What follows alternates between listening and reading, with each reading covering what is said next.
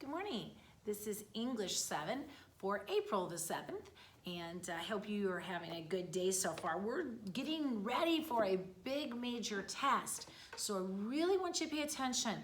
If you have capability of printing your homework sheets, that might be a help for you to study and get ready for the test. Otherwise, just really pull them up on your screen and go over them, because I'm going to ask lots of questions that are going to help you prepare. Because remember, English is the application of those rules that you know. So it will make it much easier. Let's look at page 183. That is where we left off. Your homework last night was to do exercise A, questions 3 through 5. So let me read to you the answers. You needed to capitalize grams, and grams needed an apostrophe. So it's capital G, gram, apostrophe S. Electronics should be capitalized. Grams Electronics is the name of a business. On Goodall Boulevard, we're going to capitalize the G in Goodall and the B in Boulevard. And the Phono Fix-It Shop, capitalize the P in Phono, capitalize the S in Shop, capitalize the S in Strickland, capitalize the M in Mall. The two places you should go for new parts for your Sony stereo, capitalize the S in Sony. And of course, Grams Electronics is capitalized because that's the name of a business. Goodall Boulevard, because it's the name of a particular street. We capitalize the Phono Fix-It Shop because that's the name of the business. We capitalize Strickland Mall because it is a particular mall. And we capitalize Sony because it is a brand. Notice we did not capitalize stereo. Do not capitalize the noun. Capitalize only the brand. Look at number 4. It says, is it July 15th that we will be leaving at 10 o'clock a.m. for Guatemala aboard the Seafarer? Asked Dan. Or will we wait until August 10th and travel on the merchant ship Dixie Belle? There is a ton of punctuation and capitalization in this sentence. So, begin at the beginning. Quote, capitalize the I in is. It, capitalize the J in July 15th that we will be leaving at 10. Mark out the o'clock. Put A period, M period. So it's 10 a.m. 4, capitalize Guatemala. Aboard, capitalize the, capitalize Seafarer. Underline the words Seafarer. Asked, D, capitalize the D in Dan, comma, quote, or will we wait until, capitalize the A in August, and travel on the merchant ship, capitalize the D in Dixie, the B in Belle, and underline Dixie Belle, question mark, quote. Now let's go back and look at why. We put quotes at the beginning because it's the words are what someone said. We capitalize the I in is because it's the first word of a sentence. Capitalize the J in July because it is a month. Then we marked out the o'clock. We don't say o'clock and a.m., so it's 10 a.m., okay? We put periods in a.m. because it's an abbreviation. We capitalize the G in Guatemala because it's the name of a particular place. We capitalize the and Seafarer because that is the name of the ship. We underline the names of ships. That's why that is underlined. Asked D, capitalize D and Dan. That's the name of his name. Comma, because we're separating Asked Dan because that was not part of what was said. We put a new set of quotes. I'm sorry, I don't know if I addressed the Seafarer, comma, quote, because those are the last words that were said by Dan, okay? Then we put a comma after Dan and a new set of quotes saying these are what he continued to say. Capitalize the A in August, capitalize the Dixie Belle because it's a ship. We underlined it because it's a ship. Question mark because the quote itself is a question, and then question marks. On number 5, hopefully this is what you did. You capitalize the O in on because it's the first word of our sentence. Capitalize the J in January because it is a month. You put a comma after 20 because that is the day. You put a comma after 1977, comma, because you're separating the year from the rest of the sentence. Now, you only put a comma after the year if you have the full date in front of it. Capitalize the J in Jimmy and the C in Carter because that is his name. Became the president of the, capitalize the U in United, the S in States, and A in America because that is the name of our country. And we end with a period. Now let's look at exercise B together. It says we're looking for subjects and verbs here. Draw 2 lines under each verb and 1 line under each subject. Here we go. When Peter spoke on the day of Pentecost, many people were added to the church. What's the verb? Well, first, what's our prepositional phrases? On the day of Pentecost and to the church. So now we have when Peter spoke, many people were added. What is the verb? Spoke and were added. Who spoke? Peter spoke. So Peter is the subject for the verb spoke because he's the one doing it. Okay? Our second verb were added. Who or what were added? People. People is the subject because people is who were added. Now, while we're looking at that sentence, we had 3 different prepositional phrases in there. And we know that prepositional phrases either serve as an adjective or as an adverb. Let's look at our first prepositional phrase, on the day. What does on the day tell us? It tells us when Peter spoke. So if it tells us when, and it modifies the word spoke, what kind of phrase is on the day? It is an adverb. What about of Pentecost? What does of Pentecost tell us?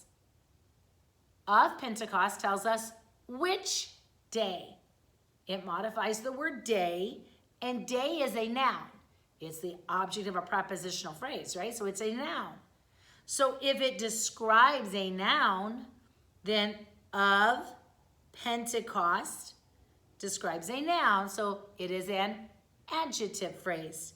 Look at the last one. To the church. What does to the church tell us? To the church tells us where they were added. Okay, so it is a adverb phrase. Look at number 2. The Son of Thunder was the title given to John the Apostle. What's your prepositional phrase? To John the Apostle. So what is the verb? Was.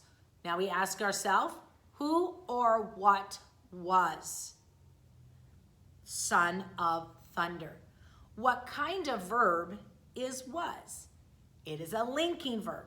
Since it's a linking verb, what are the 2 possible kinds of complements? I might have a predicate nominative, or I could have a predicate adjective. Let's look at this sentence. Son of Thunder equals who or what?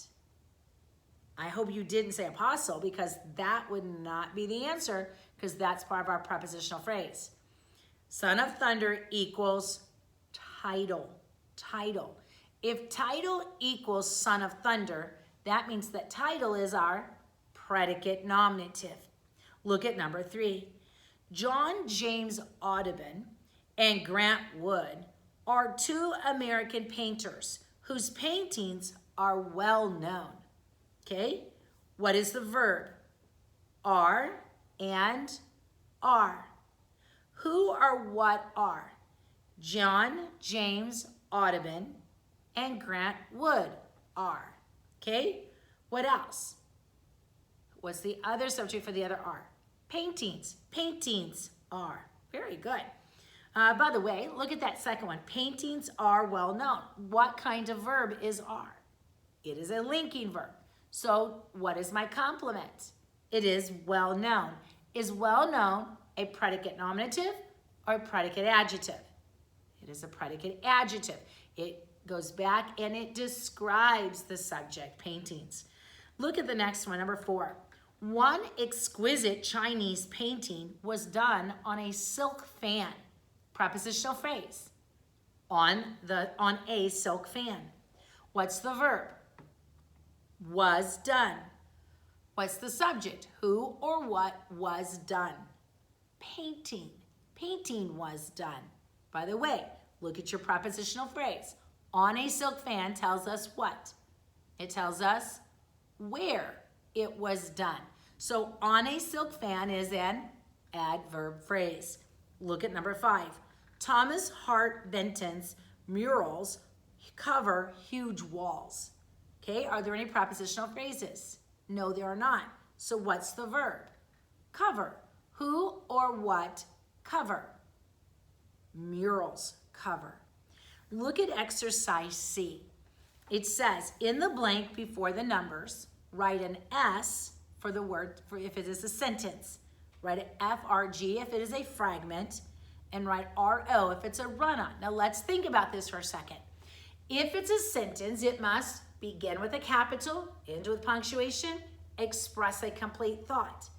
If it is two independent clauses put together, there has to be a what? Either a semicolon joining the two if they're closely related, or there needs to be a comma and a conjunction. Now, if it has a conjunction but no comma, it's a run-on. If it has a comma but no conjunction, it's a run-on. If you have, so you have two independent thoughts joined together with no proper punctuation, that's a run-on. What if it doesn't have a complete thought? Then it is a fragment. Okay, let's look at number 1.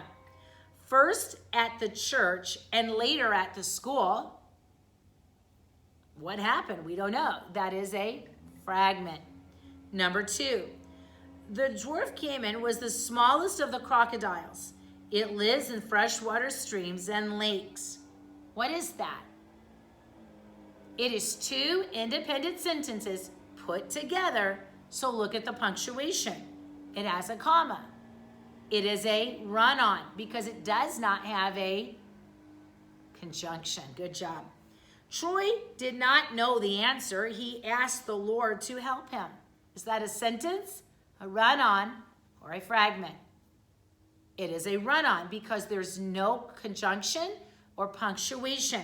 Troy did not know the answer. We could put a semicolon. He asked the Lord to help him.